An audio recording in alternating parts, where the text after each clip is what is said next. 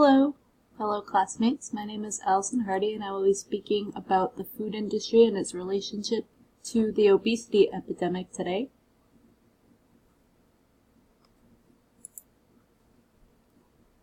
I'm going to begin by speaking about the food industry within our country.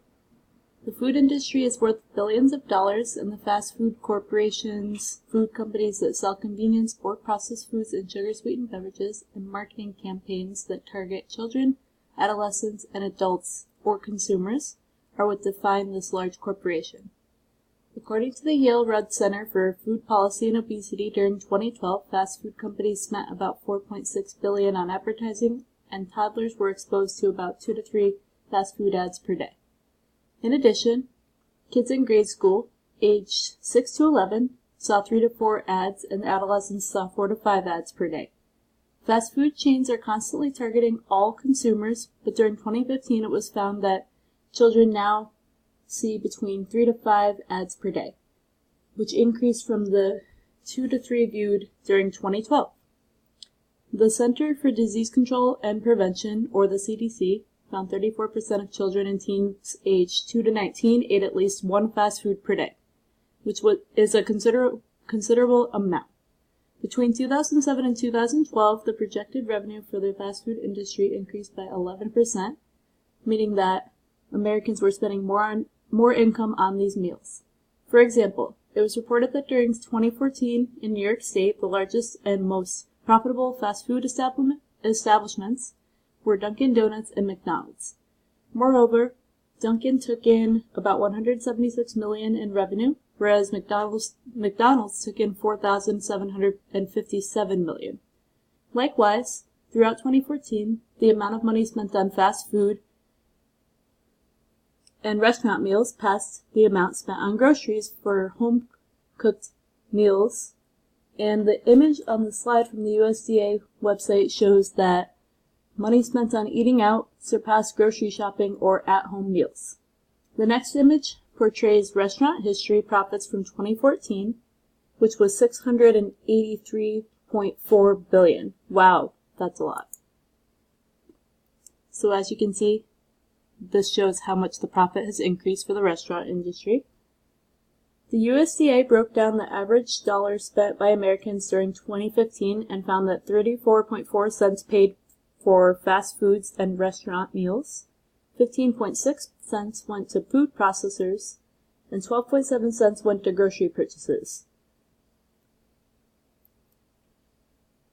I am now going to play a video posted by CNN that surprised me because I did not realize how much money the fast food industry is worth. So I'm going to click on that now for you.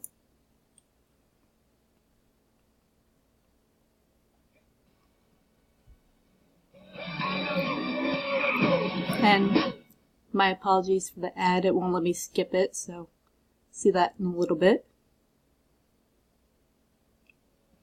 Alrighty, here we go.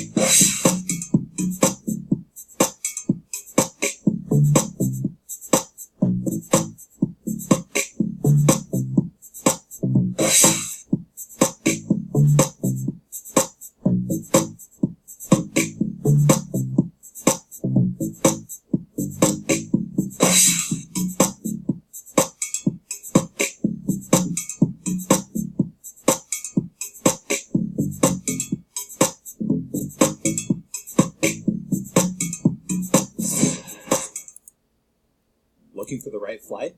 Unlike putting together your new snorkelblad table, Alright, so bear with me for 1 second. I just have to start up the slideshow again.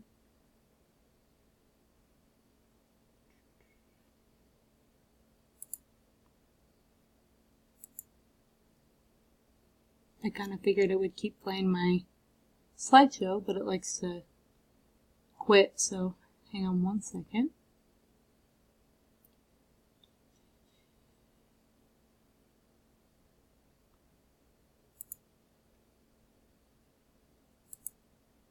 Alrighty, sorry about that, you guys. I'm going to continue now.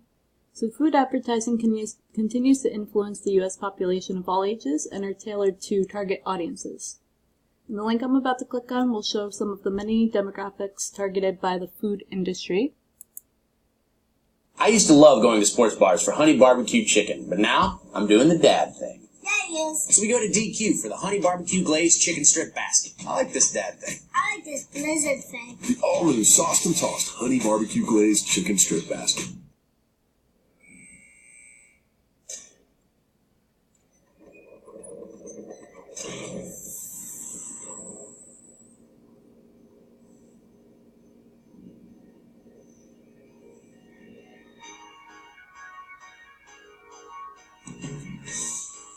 You're as cold as ice. You're willing to sacrifice our love.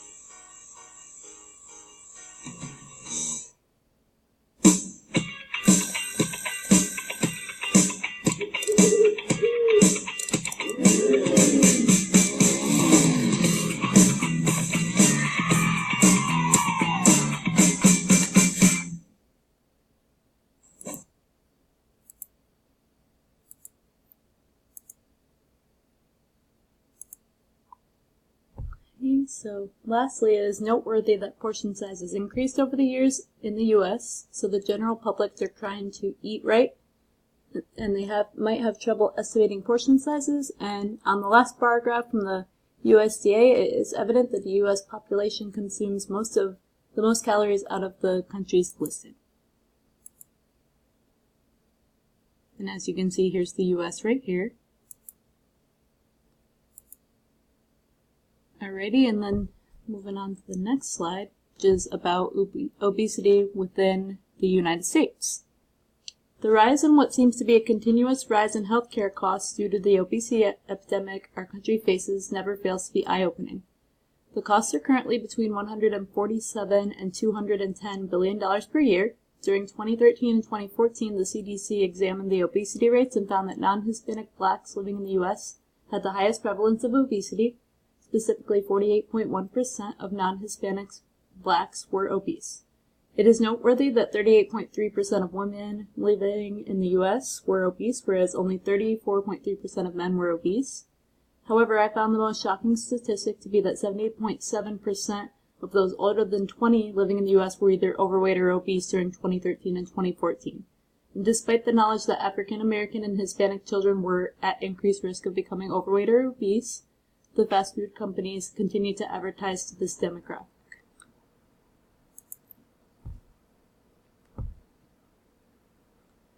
And there are copious amounts of food sold by the industry today, whether they are from the grocery store, restaurants, or fast food establishments. Due to the many food choices, hunger cues are learned from a youthful age to be disregarded. Furthermore, multiple researchers determined that this impairs an individual's capability to adequately predict a food's calorie content, as well as whether it's satiating. Food choices that are high in salt, sugar, and fat have become custom to the modern food industry. Salt, sugar, and fat are not satiating, and previous research established that foods with such ingredients negatively influence hunger cues. Likewise, previous research asserted that portion size is used to determine level of satiety instead of calorie content, and it was made apparent that portion size is distorted or larger, which can lead to higher caloric intake, leading to a surplus of calories in. Also, many individuals are sedentary, creating an excess of calories in and not enough calories out, so an irregular energy intake. Limits were put on food advertisements to children in Canada, but the researchers found that due to the restrictions, the ads increased during the times they were allocated. Celebrity and athlete influence was found to be significant because children were more likely to be active if their idol was modeling that behavior. By reducing childhood exposure to junk food advertisements, researchers deduced that this is an adequate method in working toward shifting societal norms. Moreover, This will aid society in pushing away from ads that include foods high in fat, salt, and sugar toward ads with nutritious dietary choices. And various researchers found a positive correlation between seeing food ads and regular diet habits. In addition, women were twice as likely to be influenced by food ads than men because they tend to become more absorbed in what they are doing. Those who become engrossed in what they are viewing are more likely to consume the unhealthy food portrayed in the ad, and the food industry is perplexed, which makes it difficult to generalize unhealthy foods choices to the industry and media alone. Ghrelin is associated with hunger because when humans view a food that they enjoy, their want to ingest that food goes up along with ghrelin levels. Based on learned hunger cues, which are related to the environment, researchers determined that when children viewed food advertisements, they most likely ingested the food from the ad despite their level of satiety at the time. This is due to a combination of ghrelin levels, which are related to the body's physiology and an individual's learned behaviors. Once someone is categorized as obese, they can become leptin resistant. Moreover, it becomes harder to feel full because receptors are no longer able to bind with leptin, which inhibits the fullness signal, and this can become problematic over time if an individual is obese to begin with. In general, people who are obese have lower ghrelin levels, but have an increased sensitivity to its effects. Alrighty, so although I cannot say I feel the food industry is 100% to blame for the obesity epidemic, there are arguments to be made for this statement. Enabler is a good word to use when defining the food industry. Why? Some individuals still choose to blame the overweight or obese individual for their weight status, but Dr. Lustig, writer of the book Fat Chance, emphasized that sugar is a larger influencer on the obesity epidemic. Yet the food industry continues to hide sugar in foods such as hamburger buns, hot dogs, and even salad dressing, for example. Watching Fed Up inflamed my resentment for food politics yet again. And here I just would like to point out the old food label versus the new food label, which shows that sugars still don't have the percent daily value next to them. However, I did notice that added sugar now has the percent daily value next to it. I cannot say that I believe the food industry is 0% of the problem in relationship to the obesity epidemic. However, adoption studies show that children who are adopted resemble their biological parents more than their adoptive parents, which has to do with genetics, not the food industry. In fact, researchers for the International Journal of Obesity provided support for the genetic cause of obesity because the appearance and weight status of the adopted children resembled that of their biological parents over their adoptive parents. In summary, everyone is different, and factors such as gender, which is outside of our control, or prescribed medications can influence the development of obesity as well. I know I am being repetitive, but the CDC found that during 2014, women were more obese when compared to men. So I feel there are differences among gender because women can bear children. Also, many communities lack options for walking or biking to work, so individuals are driving everywhere, which is a sedentary activity. And environmental influence on weight status. And lack of willpower has nothing to do with the food industry. This is a psychological factor that can be related to the trans-theoretical model of behavior change because the individual is stuck in the pre-contemplation stage.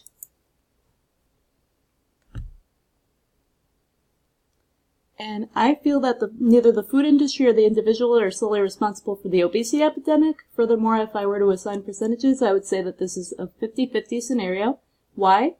We cannot think that an individual has 100% control over their feelings of hunger and food cravings.